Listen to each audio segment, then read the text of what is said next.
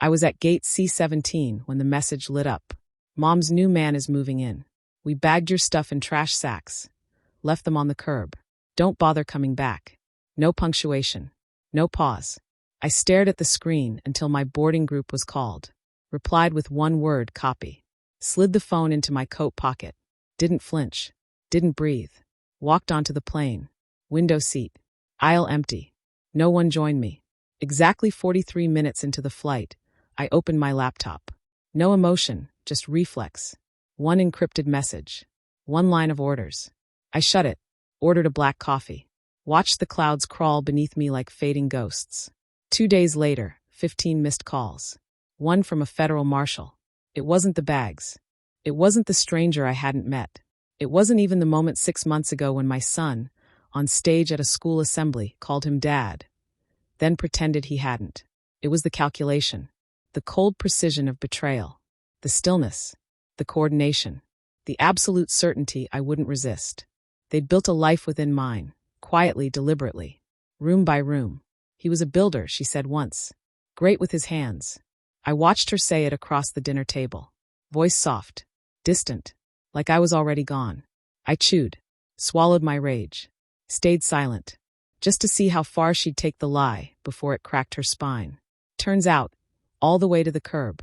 I rented a flat, paid cash, no forwarding, let them believe I vanished. The woman across from our old house was a lonely widow, chatty, curious. Thought I was on deployment. She sent me her ring footage daily.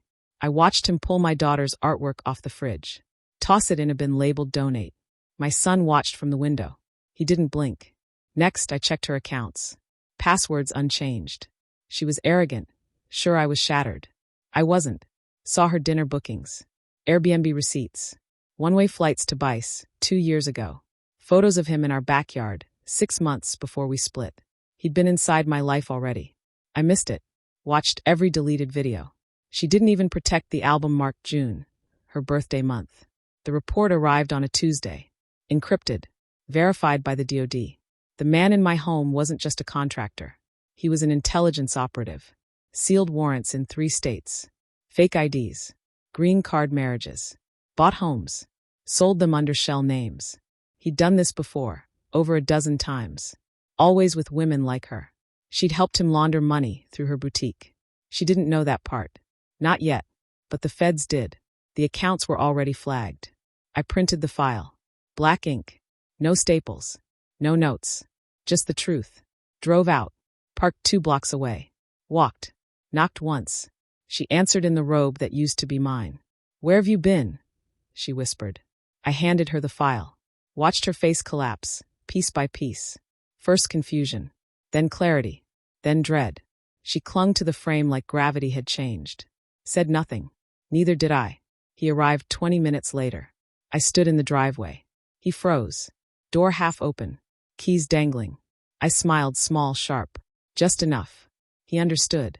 She stumbled out, clutching the folder like a bomb. He asked one thing. "Where'd you get this?" I didn't answer. Didn't need to. The black SUVs turned the corner seconds later. No sirens. Federal marshals. Plain clothes. He ran. She screamed. I stood there, coffee in hand, as her world imploded, quiet and exact. Just as she designed mine to. My son called 2 days later. Said he didn't know. Said the trash bags weren't his idea. I told him it didn't matter. Because it didn't. One day he'll understand.